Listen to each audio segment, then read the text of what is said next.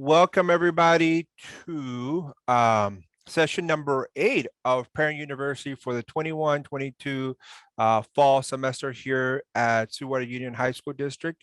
We have with us once again Dr. Appel, Morgan Appel from UCSD, who has been conducting our previous 7 sessions. I can't believe we were already at number 8. It went faster than I thought. Unbelievable. Yeah, every Tuesday we've been meeting up for the last 8 weeks, not including obviously the fall break. But today we'll be wrapping up this session. As I mentioned before the meeting started, we do have interpretation in Spanish. Si ocupan interpretación en español, aprieten al globito y escojan el idioma de español. If you need interpretation in Spanish, click on the little globe on the bottom and select the Spanish language interpretation, today being conducted by our wonderful Ms. Martinez. In addition, you know that this is being recorded, so we'll be adding this to our YouTube channel. Thank you very much for those of you who have been watching on YouTube.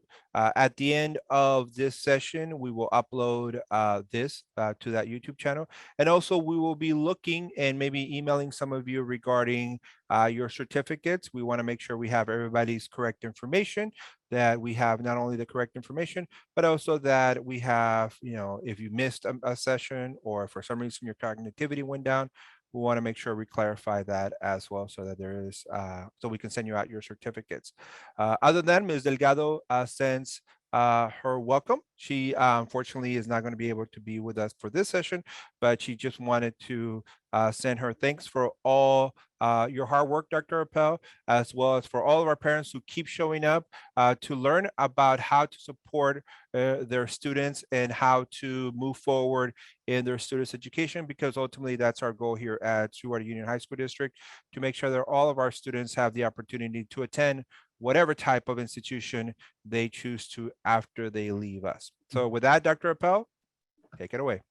Thank you so very much, Mr. Dominguez. And I would be remiss if I didn't thank you for your steadfast efforts and your wonderful hosting of these sessions. I too cannot believe that we are at session number 8, and really a curriculum like this where we're diving deep into post-secondary opportunities. When we look at it, at least the curriculum that we offer for our students, it takes almost 2 years. So everybody's been getting this in a way that is sort of fast and furious. And I know that there are likely to be additional questions afterwards, or if people have specific requests, they can always contact me. I also want to thank Ms. Martinez for a wonderful job at translating and hopefully making me sound good in Spanish, making me sound well-versed in Spanish. I do speak Spanish to a certain extent, but really not up to the level that would be required here. So thank you, Ms. Martinez, for being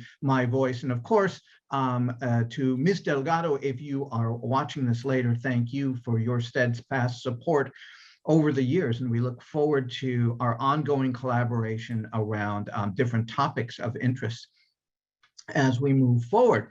But I think most importantly, I want to thank all of you, whether you are here live and have been here live with us for every Tuesday, or whether you are watching at home by YouTube or some other means. Thank you. Asking you to take an hour out of your day, especially when we are really backed up to the holidays. I know that everyone is busy, and having you spend the time with me is so very much important. So I thank you for inviting me not only into your communities, but also into your homes, as you have been invited into mine. So here we are at session number 8, and we've come rather a long way on our journey. And one of the things that came to my attention by email is maybe talking a little bit more about CTE pathways, career tech pathways, or vocational schools or apprenticeships. So I didn't want that to fall by the wayside. So I wanted to tell you a little bit about that. Now, again, when we talk about vocational schools, some will have called them trade schools, but these are certificate programs. In some cases, they may be degree programs that are associated with sort of these high skill jobs. So if you look at things like automotive technicians, medical assistants, hairstylists, certified nursing aides, CNA programs, electronics technicians, paralegals, and truck drivers, those types of positions. Now you can find vocational opportunities in a variety of different types of schools. So they're not only private schools, but a lot of these opportunities are available through community colleges, as well as through extended studies programs like my own. So for example, anybody who's interested in becoming a paralegal and getting their feet wet in the legal industry can come to UC San Diego Extension and earn a paralegal certificate. There are schools out there, and I think the good number of reputable schools out there also find employers and help students apply for jobs upon completion, or maybe work with them for internships. Now, the good part of these schools are legitimate, and they teach skills necessary to get a good job. Others are not as reputable. I think we are very familiar with some of the trade schools that have been shuttered by the government or have gone out of business, and they tend to overpromise. So what I wanted to be able to do is to speak with all of you today about how you can make a good decision. If you are pursuing, or if your son or your daughter is thinking of pursuing a vocational opportunity, how do you make a good decision there? Now, there are a lot of lists of vocational schools that are available online. So if you type in trade schools, you will just find list after list after list after list. And I went through them earlier today, and I found that on some of these lists, there were schools that were somewhat less less than reputable. I found schools there that had gone out of business. So I think when we start looking at these, you want to start with local, state, and federal governments as the most reliable sources. So what I've included here in the slide, and something that you can click on or copy, is a government website. This is a federal government website called trainingproviders.gov. And when you see gov, that means it's a government website, and this will provide you with a listing of government sanctioned trade schools.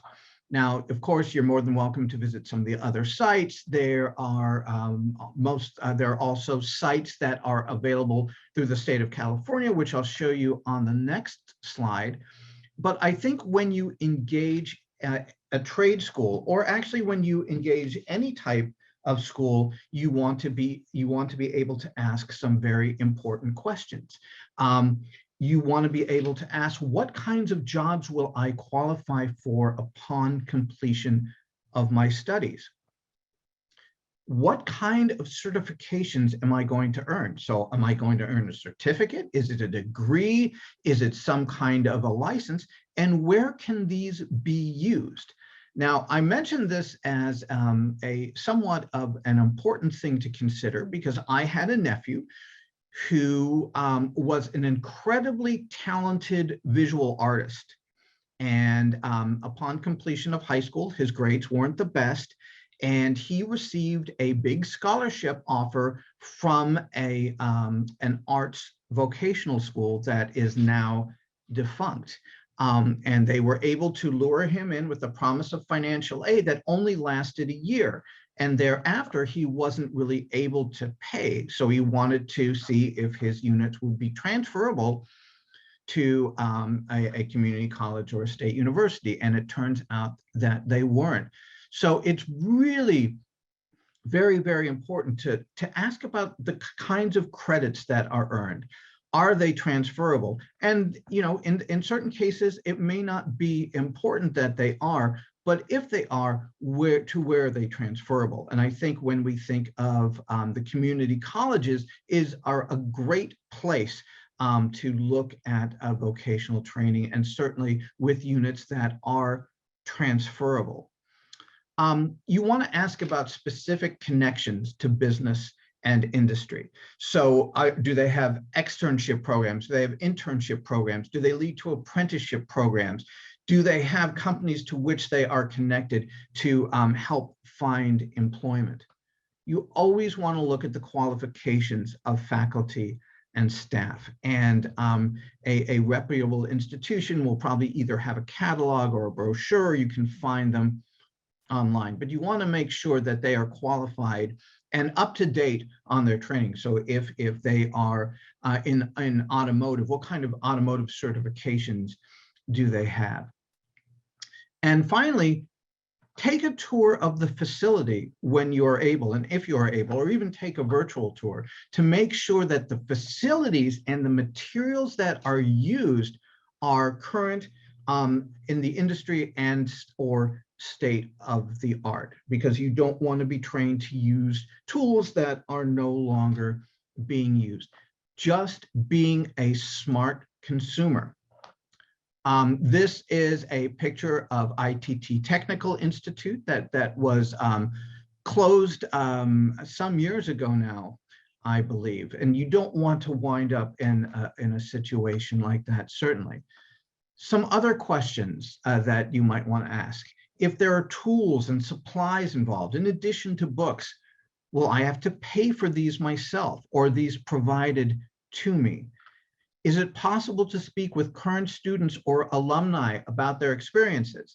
And if they say no, you could always turn online and do a search of the institution and get some commentary about it. But it's really important to speak with those who are enrolled currently. What are they thinking? What are, what are their experiences like? And alumni, are the alumni employed? What sort of interaction did they have between the school and their industry of choice?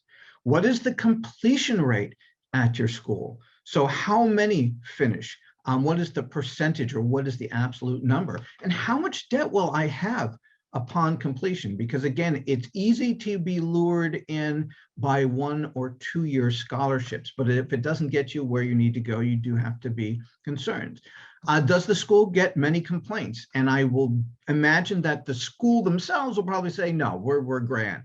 But you can check that online just by doing a search. Has it changed identities frequently? So for some operators that are not as legitimate as they should be, you can find that they will change their name again and again. As different holding companies will buy them out, and they will change hands frequently. So, make sure that this is a school that is stable and has been around for a while. Now, is there undue pressure to enroll? And this isn't solely vocational or tech schools. There are a lot of private for-profit colleges that won't let you get through to see what courses are like or anything else until you speak to a counselor on the telephone, and you may get the heavy sell, the sales pressure pitch.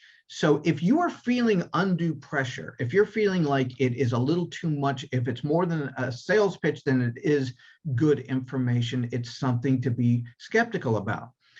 Now, when we talk about financial aid, and I mention it here specifically because some of these schools are very expensive to enroll and to complete.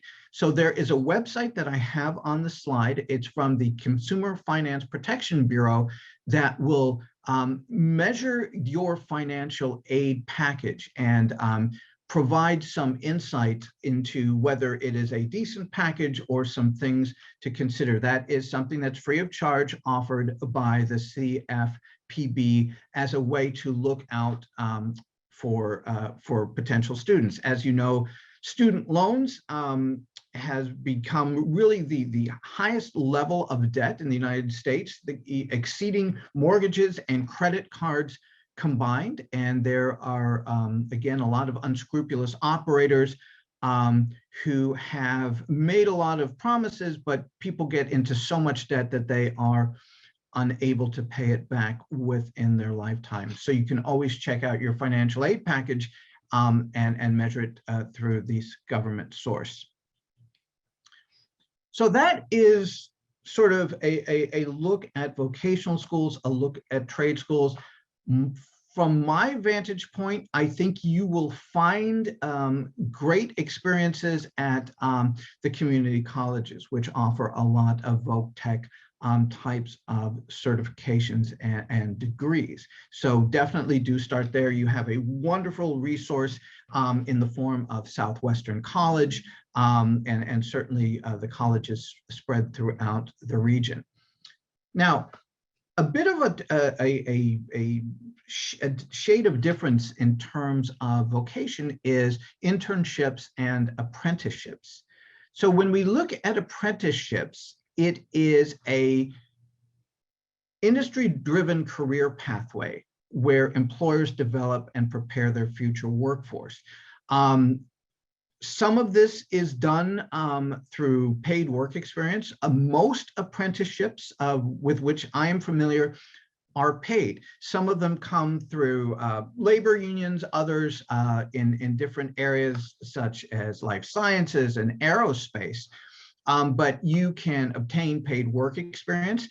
There could be classroom instruction and more regularly and more frequently, apprenticeship programs are teaming up with colleges and universities to offer credit for their training through extended studies programs like my own.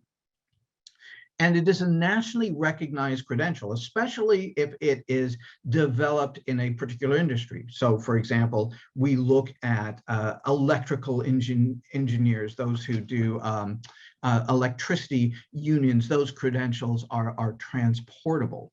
And what we find with apprenticeships, according to the latest data available, is that 95% of those who complete apprenticeships retain positions paying over $70,000 per annum to start. So if your son or daughter has not really made the decision about going to college, or maybe would like some real world experience first, or maybe is hesitant about going straight into a job, they may want to consider an apprenticeship or an internship.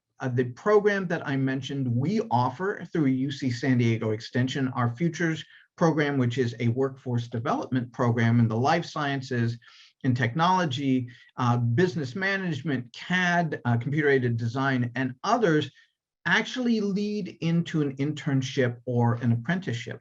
But what you can do is you can always visit www.apprenticeship.gov for additional information. And they have Apprenticeship Finders, which is, again, a great place to start. You can do an apprenticeship perhaps in as a companion to your journey at a vocational school, or even after completing a college degree. So an apprenticeship is not solely reserved for high school graduates or people in high school. You can complete a degree and enter an industry. It's a great way to become fast-tracked in a career. It is a great way to explore something to make sure it is the right fit for you. And a variety of different types of fields. So aerospace, healthcare, and engineering, biotechnology around San Diego are big areas for apprenticeship. And often only a high school diploma is needed to begin. So it's a great way, again, to get familiar with an industry, to test it, to see if it is right for you in a variety of different roles within an industry. Now, from the US government, if you go to that site, apprenticeship.gov, you can go to the Apprenticeship Job Finder, and you can look nationally. So if there is something specific in another state that you can locate, and it's almost like going away to college. But if you're interested in sticking around the Golden State, or if you're interested in sticking around California, San Diego area, you can go to our Department of Industrial Relations at the state, and that is dir.ca.gov.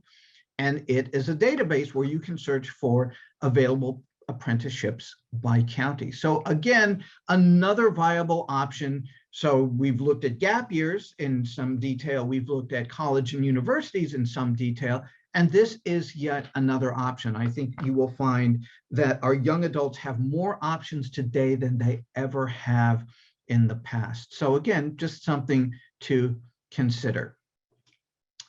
Now, getting back to what happens after high school. Now, whether it's college or whether it's on-the-job training, whether it's a gap year experience or an apprenticeship, just remember that your sons and daughters are still forming their identity. If you remember from our discussion of socio-emotional development, we know that even at 18, 19, and 20, they're still trying to really figure out who they are.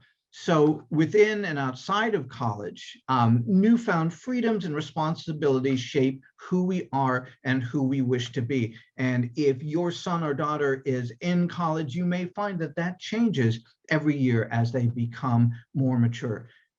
Empathy and guidance, incredibly important. Always expect changes and you'll never be surprised. But even more important than empathy, more important than guidance is patience.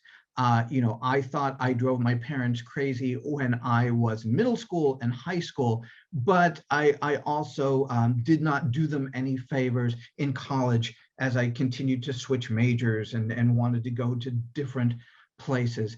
So definitely always expect to be surprised, and you never will be surprised. And just remember how you were at that age. And it's also very important to remember that whether you are in a Voc Tech program or whether you are in a college or university program, the workload is hard. It's time consuming and it's exhausting. And it's easy for your son or daughter to feel discouraged. They are not going to tell you if they feel discouraged, but you want to be able to subtly reinforce this idea of growth mindset. Keep letting them know that they can do it, and understand that there is something important to being there. So if you are in an apprenticeship, there is something important being on that company's campus. If you are in college, it's important to be there because of what these opportunities have to offer, not only academically, but also socially and professionally. I had a nephew who attended UC Davis, but he spent most all of his time in his dormitory room because he was very much an introvert. And although he graduated with a double major magna cum laude, he was unable to apply to graduate school or find a job thereafter because he never networked. He never had the confidence to approach a professor for a letter of recommendation. So remember, there's something to be said for being on campus.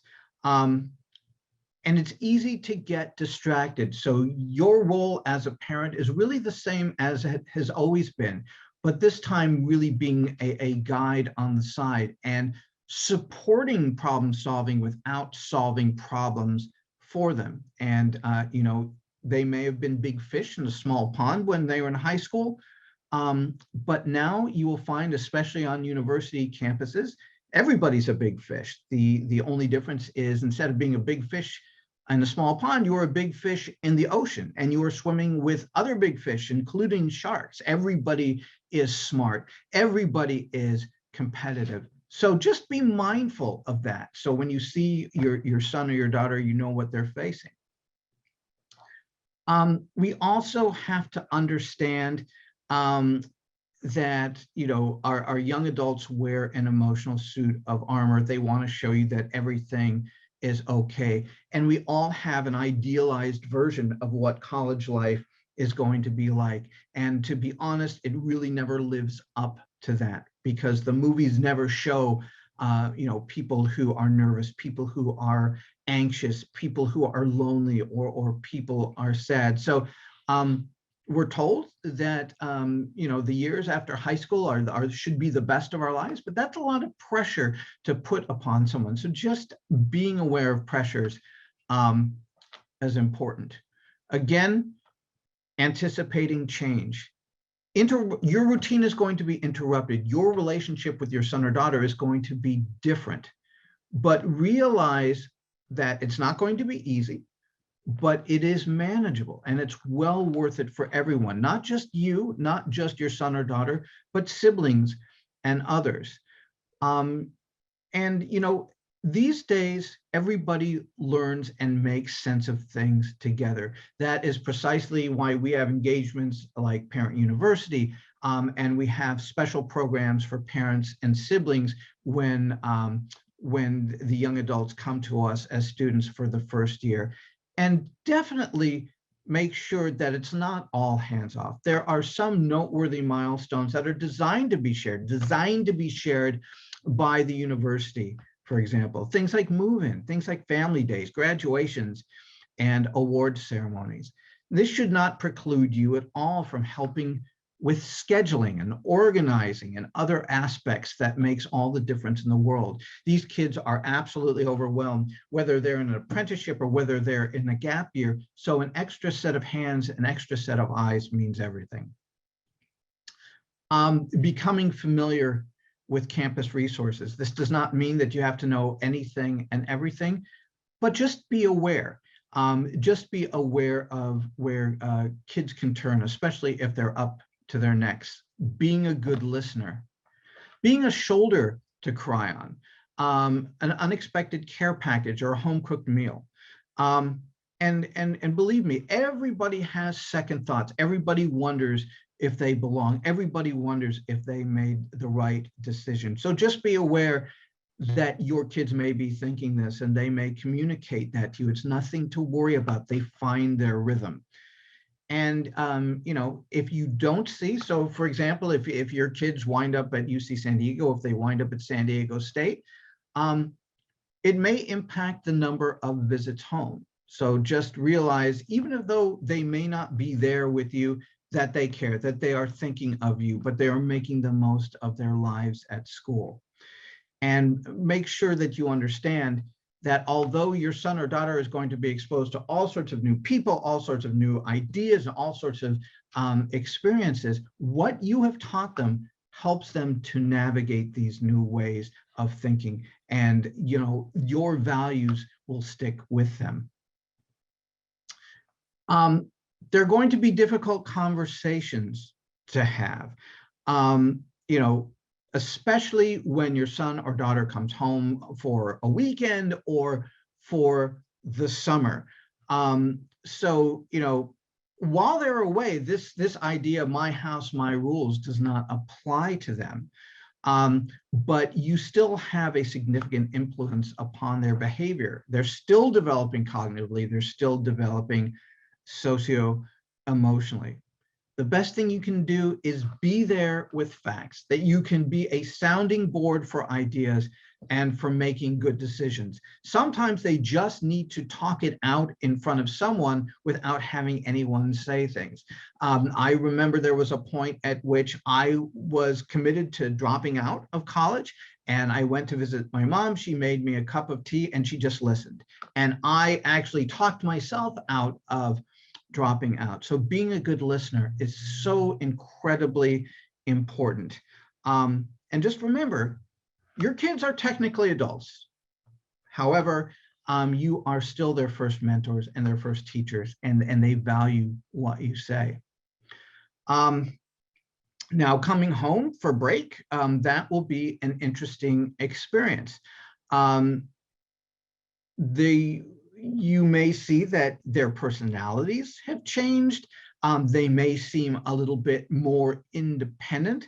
However, they still have a lot of connections to you.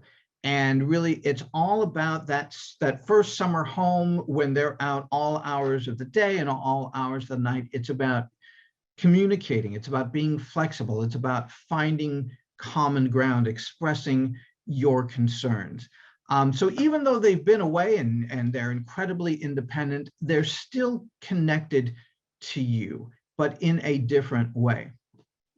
Now, one of the things I wanted to make sure that we had some time to do is to talk about some of the terms and words that you may hear in your discussions with your son or daughter from the first, second, third, or fourth year of school. And you may be familiar with some of these may be a little bit less so, but things like academic probation. And this is a point at which your son or daughter may be on a probationary status because of grades or other academic reasons. So it's very important if they are on academic probation that they find a way to resolve that and bring their GPA up so they are not excluded from college. So if you hear them talking about academic probation, it may be that they need a tutor, it may be that they need to meet with a counselor, but it's something very important.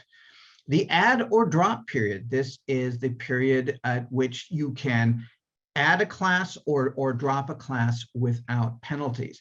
A lot of problems that students at college run into is they find that they're not doing well. They miss the drop period, so they can drop from a class without it impacting their GPAs, and wind up with either an incomplete or withdrawal or a bad grade. So this is part of the information when you first register for classes that is given.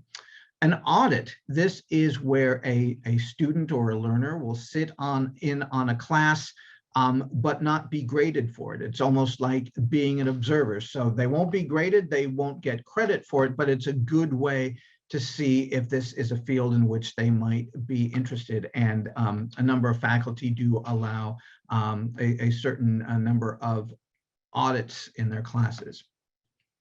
Chancellor, you may read in the newspaper, you may hear from your son or daughter, or you may be familiar with the term. The term chancellor means something different for each of these types of institutions. So for example, at the University of California, the chancellor is the head of all of the campus. So we have a chancellor at UC San Diego, there's a chancellor at UCLA, there's a chancellor at Cal. For the California State University, the chancellor oversees the entirety of the California State University system, and each campus is overseen by a president. So you may hear the word chancellor here and there. Course load, that's just the number of units or number of courses that somebody takes. We usually recommend about 12 units per quarter, and it will differ if it's the semester system, and we'll talk about the academic calendar. But if students want to take more, they usually will have to petition. Sometimes it's so you can graduate on time or graduate early. Credit hours or units, that is the credit that you receive for successfully completing a class. So we are talking about a quarter class, or we're talking about a semester class, and credits and units is just what you receive for participating. So if you take something as an audit, you wouldn't get any of that. But it is important to monitor the number of credit hours because that speaks to graduation time. Dean, at least in our system, the dean heads up a department or a division. So there is a dean of extended studies, there is a dean of social sciences at UC San Diego. I am an assistant dean, which is a little bit further down the food chain, but that is the chief academic administrator in most cases. In some colleges and universities, the dean is the head of the college, but that is becoming rarer now. Electives, these are courses within a given field of study that are not required, that you can take for interest and to fulfill general requirements for a particular major. So most courses of study will have courses that are required, and then you can pick from among different areas of interests. Now, FERPA is an interesting concept, and that is the Family Education Rights Privacy Act. So when a child is enrolled in a university, when the child is enrolled in post-secondary education, whether they are 18 or below 18, they become the student of record. They receive the academic records. So if parents, for example, are worried about, you're worried about your son or your daughter, and they're a sophomore at the university, and you call up and you ask for their academic records, we are not allowed to release them. If you have a high school student who is enrolled in one of our programs through the university, we are not allowed to release academic records unless we have specific permission from the student. So when we do pre-college programming that offers credit, we will ask for the kids and parents to sign a FERPA waiver, which allows us to give you as parents the academic information. So I mention this because we get calls all the time, whether it is from parents, or whether it is from a spouse, or whether it is from a company who is sending their employees as students. They'll say, we want to know if they're doing well academically. Are they passing their classes? And we're unable to release that information. Full-time student, that is a student, usually you will be taking 12 or more units of credit. So this is somebody who is probably taking between 3 and 4 courses. General education requirements. So these are requirements that must be fulfilled. These are sort of the basic education requirements that you undertake before going into a major. A lot of students will go to community colleges first to complete general education requirements, and then transfer to a 4-year college. So this is like basic English, basic biology, basic math, and things like that. HIPAA form, the HIPAA release form, is a lot like the FERPA form, and that has to do with health information. And that is something you would most certainly want to talk with your students about before they go off to college. And you would want to sign a release, not only for the student's health center, but if you are part of a medical plan or a hospital nearby, you want to make sure that that is taken care of.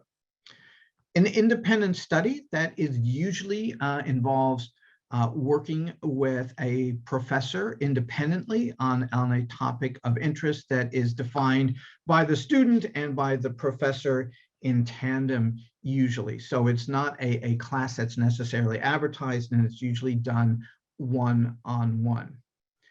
In-state student, this is really for the purposes of tuition and financial aid. So with the public universities, not so much with the private universities, or interestingly with extension. So for example, if you are coming from Italy, or if you're coming from Little Italy, to us, you pay the same amount. But for tuition for undergraduates and graduate students, you will find that in-state students pay a lot less. This also becomes important when we are talking about DACA students, or we're talking about students who come from abroad. So an in-state student, usually there also is a residency requirement on the campus that you'd want to make sure to look at. So if you are thinking of sending your kids to University of Wisconsin or University of Texas, Arlington, this is something that you would want to take a close look at. A lab or a section and a lecture. So a lecture is usually done, at least in the University of California, this is done in rather large halls by a tenured or a tenure track professor. This will happen maybe 3 times a week for an hour. And this is the professor, him or herself, that is giving a lecture to a large audience. Now, usually each of these large classes are accompanied by what we call a section or a lab that is made up of smaller groups of learners, often guided by a teaching assistant who is a graduate student, or a research assistant in the case of a laboratory experience. So you will most definitely find, at least in the first 2 years, maybe even in the 3rd year, that your son or daughter will take a combination of lecture and lab, or lecture and section.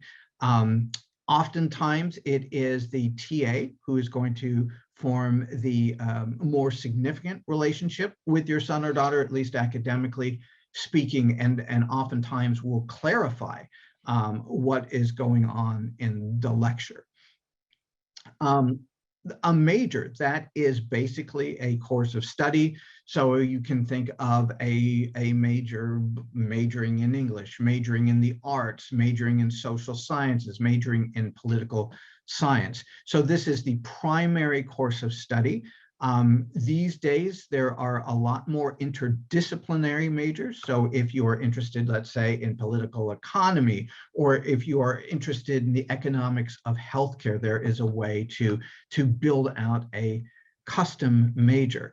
A minor is a secondary course of study. So you may be majoring in public administration and minoring in education, which is sort of a secondary interest that is intertwined with your major interest. Or you may be majoring in business with a minor in the arts. So it's a secondary emphasis. A meal plan, that is for students who live in dormitories. That is basically what is part of your room and board, your housing allowance.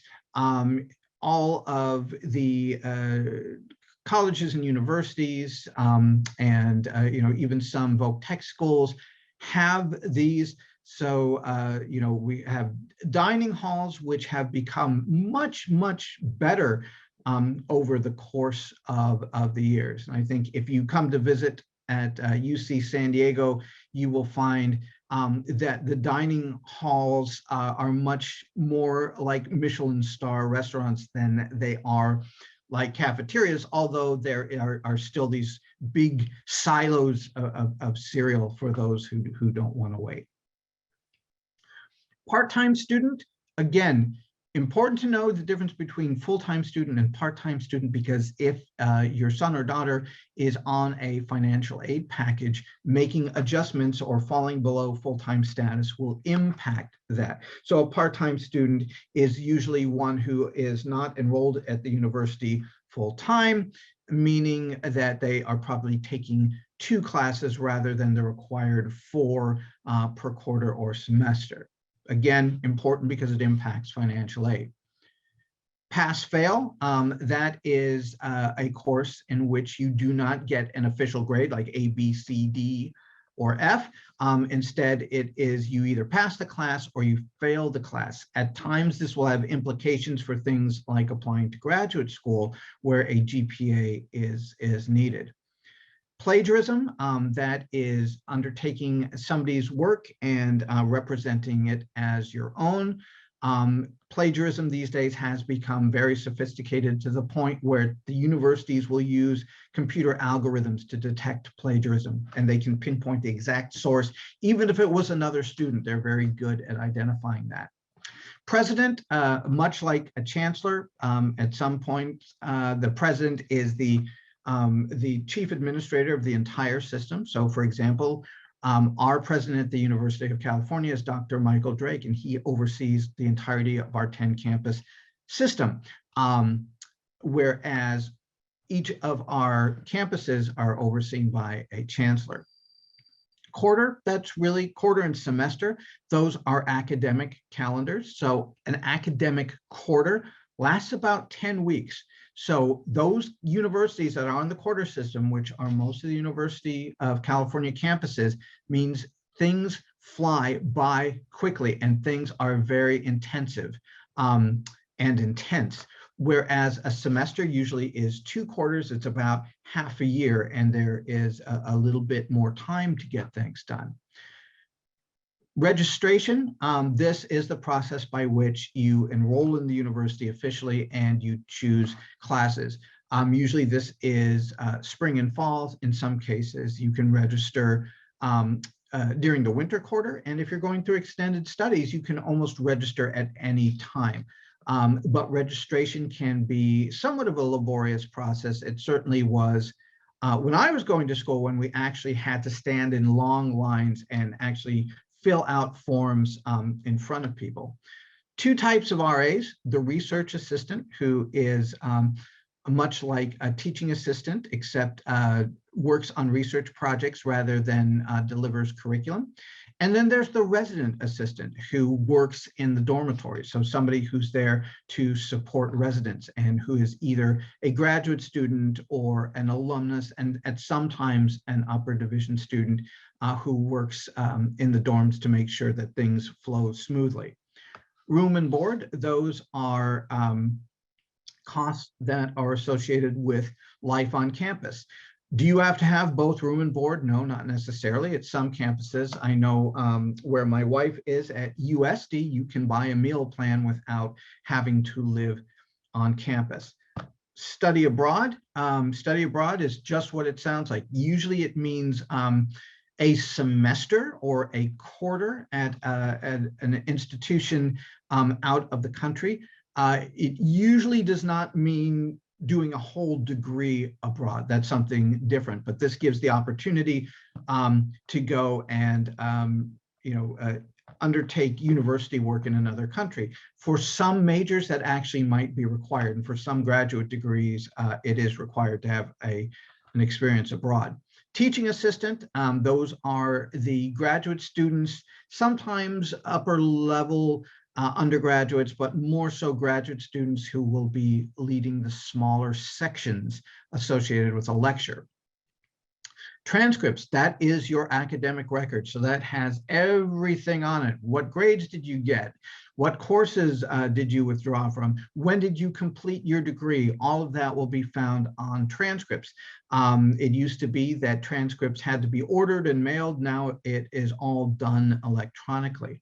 Transfer credits, incredibly, incredibly important. So if you are thinking of your son or daughter is thinking of going to a community college, or maybe a private university, or a voc tech school, these are credits that can be accepted at another institution. So usually with community colleges and universities, there is an articulation plan where they've identified which credits can transfer and how they transfer.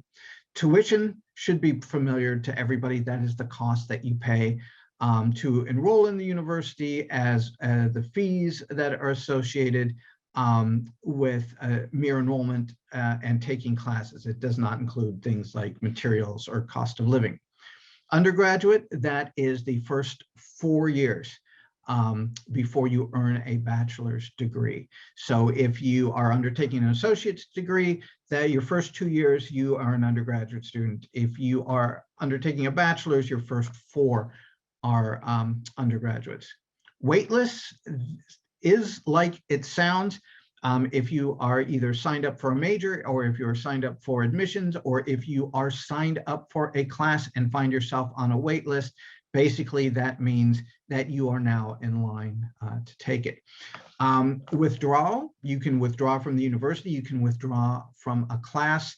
When we talk about withdrawal on transcripts, that's usually because you've missed the drop deadline. So instead of a grade, you will receive a W to indicate withdrawal. And work study, that is a type of financial aid that allows a student to work as an undergraduate, but the work that you do is on the campus with an affiliated unit. So for example, we have work study students at Extension who are undergraduates. Now, I know that our time draws a little bit close here, but wanted you to think of some questions. These are not things you may ask directly, but things that you'd want to know, things these are key questions for your son or daughter in the first years of college. And this can actually go right up to graduation. Are you going to class? Are you studying at least 25 hours per week? That is the average suggested study time. Are you reviewing the material every week? Are you balancing study time with downtime? And we talked about the importance of that in stress management. Do you know when the last day to withdraw from a class is? You'd be surprised. It is plastered all over the place, and students will claim, well, nobody ever told me. Are you starting your assignments early? We know the dangers of procrastination. Have you seen your advisor? Always make sure that they work with their advisors, because you don't want to be in your 4th year of undergraduate study and find out that maybe you won't get to graduate because you forgot to complete something. Have you gone to your professor's office hours? Not always necessary, but most professors will open up their offices to be able to talk with students about questions they have or concerns they have about a course. Are you going to need any tutoring? Again, we want to make sure we are reinforcing help-seeking behavior, which is so difficult at this age at which our sons and daughters want to establish independence. And have you formed a study group? And maybe not formed a study group, but at least have you participated in a study group? Again, you may not want to ask these directly, but these are things that as you're having conversations, you may want to bring up subtly. So some closing advice for our wonderful parent scholars, that your role as parents hasn't ended. Even though they are adults, it hasn't ended, but it has changed a bit. So number one, learn to let go. The relationship is going to change. Offer a longer lead. Stay loosely connected, but stay connected. Share your own experiences with your kids. Even if you haven't yourself gone to college or done an apprenticeship, talk about this time in your life with them, because it helps them find somebody with whom they can identify. Make sure that you can find balance. And I don't mean a work-life balance, but find a balance between the way that you relate to your kids that is more interdependent than it is codependent. Help with problem solving versus solving problems. Don't continue to solve problems, but guide them through the process. Again, be a good sounding board for them. Recognize that this is a time of ambivalence for all parents. You may not know how to feel. So if your kid is going away for a gap year, or is taking a job, or is moving out of the house, recognize that, first of all, you're not alone, but most parents will not know how to feel about this. And think about your parting words. What are your words as your kid goes out the door, even if they're just going to a local institution or getting a job nearby? What are your parting words, because they're significant? And recognize that this is a time of ambivalence for you, but your kids are also going to have conflicting emotions. They're becoming adults, they are becoming more independent, but they are still tied to you in a very important way. Talk to your kids about how you'll keep in touch. Doesn't mean you have to write up an official schedule, but talk about it. Should I expect a phone call every week? How are we going to communicate? Should we text? That sort of thing. Always ask about courses rather than focusing on grades. That was my father's favorite thing to do. He didn't care what I was learning. He cared about what I was getting. More important to talk about the courses and the new experiences they've encountered. And understand that these years after high school, again, whether it's a gap year or an apprenticeship or a attendance at a university, it's a time to explore. It's a time to find new things. Some other things, if you are sending your kids away to college, make sure that you understand what the COVID-19 protocols are, and they change frequently. This is also a good time to research or research majors. Have your kids polish their people and social skills. The way that they relate to a new roommate or professors is going to be very much different, perhaps, than the friends they have now. Embrace time management skills and think about working freshman year. Is this the time that you want to do so? And if it is, you may want to explore work study versus what I did, which was a full-time job. And a few don'ts, some things to be careful about. Don't get carried away in hysterics, and that might be difficult because the feelings are very intensive, but you may want to present them a little more subtly. Do not redecorate immediately. My mom could not wait until I moved out so she could have her own knitting room. So when I came back home for the weekend, I didn't have a place except for the couch, and the cat had the couch, so I had the floor. We're still connected to you, especially during our first year. So redecorating just sort of makes us feel as though we may not be as welcome as we had believed. Don't always blame the roommate. It's very easy to say, well, look at the person you're living with, no wonder. Don't offer, well, you can offer wake-up calls, but don't make wake-up calls. So this idea that if you want to make sure that your kids go to class, don't call them every morning at 6 and say, are you up? Are you up? Are you up? Do not call their professors. You will first hear a lecture about FERPA, and it is likely that their professors will be somewhat irritated. Don't be impatient. That's a double negative to say, do be patient. And it can be trying sometimes. I absolutely know I've been on both sides of the coin, but definitely be patient. Don't fight the uncomfortable. If you're feeling uncomfortable, embrace the discomfort and know that you all will get through it. And don't wait for them to need help. We talk about the importance of your sons or daughters engaging in problem solving and solving their own problems. But be vigilant. When you sense that something's not right, make sure you start talking to them about it. That does not mean that you have to solve the problem, but it means that you call their attention to it or offer assistance. You can't cure homesickness at home. So, you want to make sure that your son or your daughter has the survival skills to live out in the world. So if they're feeling homesick, you keep bringing them home all the time, they'll never want to leave again. It's important for them to grow and to be independent. Sometimes surprise visits are okay, but constant surprise visits are not recommended.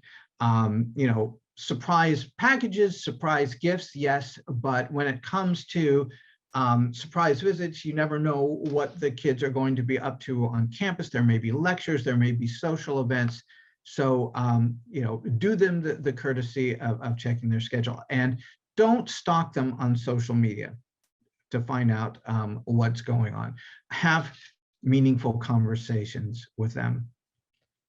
And I want to conclude because this whole series was based in the stories of Odysseus and wanting to come home to Ithaca. And when we talked about Ithaca as home, we talked about home meaning several things. So I will conclude with this quote from Madeline Miller from her book Circe about Odysseus. He talked so often of longing for us and for home, but it was lies. When he was back on Ithaca, he was never content, always looking to the horizon. Once we were his again, he wanted something else. And this is not to say that your son or your daughter won't love you in the same way or value the time that you have together, but it means that they're always looking for something new and always looking for something different. And this post-secondary journey is just the first step on that pathway. And no matter where they go on their chosen path, do remember that you will be along with them. And knowing that they are uneasy and wanting more is really a good thing and a testimony to your parenting skills. So I know our time is somewhat limited. I think our time may be up. So I'll welcome back Mr. Dominguez for any closing. Thank you very much, Dr. Appel. I hope you can hear me. I can. Okay, awesome. We do have some questions on the chat. We will be sending those out to you, and then we will post those on our website, on our Parent University website for everybody to be able to see. I just want to thank you very much. I think, listening to your conversation, it reminded me a lot of my college experience. I did a lot of the things that you are mentioning within your presentation, which is I did the work study, the study abroad. I went off to college, right? But it's important for parents to be there for their students in a listening, manner, because this is going to be a new experience for a lot of our students. So a lot of our students are going to have questions. We here at Sweetwater Union High School District. We will be here for our students even after they graduate. So if any parent, something happens and, needs some advice, some guidance, we will be here to support you. So just know that as well. But I just want to thank you once again for your wonderful presentation. We will be posting this on the YouTube channel, as well as continuing to answer those questions as they get posted onto our different ways of getting questions to us, which is one of them is once again through that Parent University website. But as I said, we are actually out of time. If you have any questions, parents, keep posting them on the chat. I'll stay around for a little bit longer so that I can capture more questions. Otherwise, that link will also work and it will continue to work.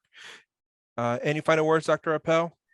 Yes, again, I am in an absolute state of disbelief that we are already at our 8th session. I remember us talking about, well, what will this series look like? And I am grateful to all of you, of course, to Ms. Simmons for being a steadfast part of this and making the experience that much better.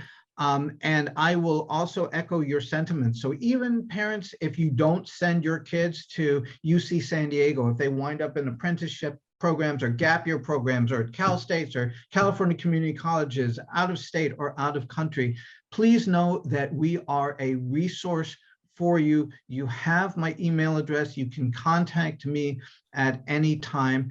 And again, I just want to express my gratitude to everyone at Sweetwater Union High School District, but really to thank again the administration, Mr. Dominguez, Ms. Simmons, Ms. Delgado, Ms. Martinez, and everybody who made this possible, because I always learn more from the parents than they could ever hope to learn from me. And I hope to see you all next time. Thank you, Dr. Appel. Have a great rest of your day, everybody. Thank you.